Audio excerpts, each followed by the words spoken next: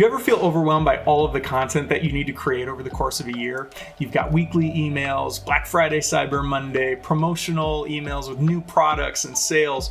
There are all sorts of content that you need to get out the door, and it can feel really overwhelming if you don't have a plan.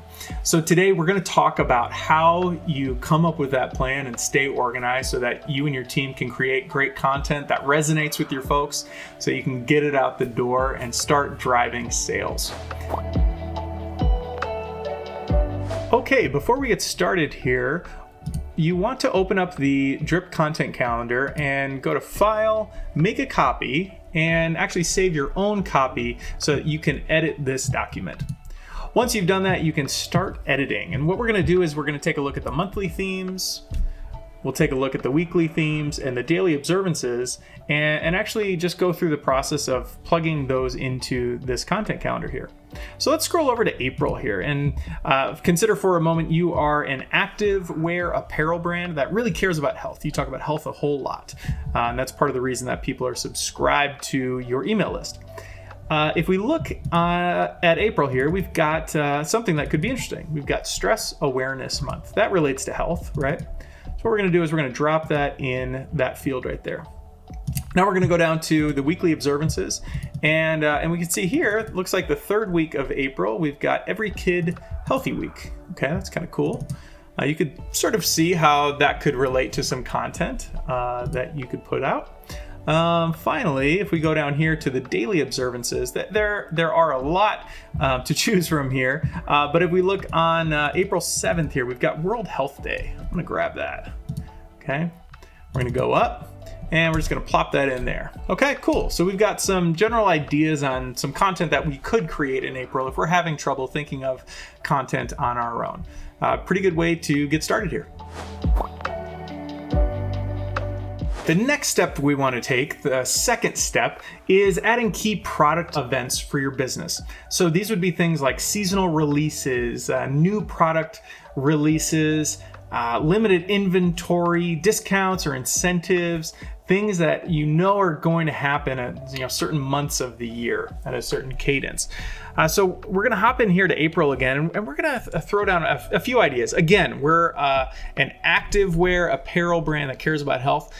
We know that we're going to do a winter closeout sale. Okay, that happens every April. And we also know that we're going to do a spring line release. Okay, that happens every April. So now we've got a couple ideas that are related to products and things that relate specifically to our business. It's a good next step. Okay, on to step number 3.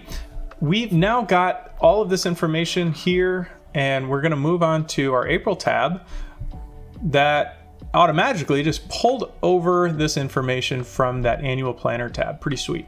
So now what we get to do is just start plugging stuff in. So we've got stress awareness emails. We're going to throw that into April Fool's Day right there. Next, we're going to throw in World Health Day on the 7th.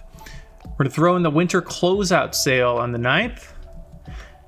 The Every Kid Healthy email on Thursday the 22nd. And then our spring line release on April 26th. So now we can see on the calendar, we've got a good mix of content. Some of it is brand building. Some of it is promotional content tied to products and sales that we're trying to generate.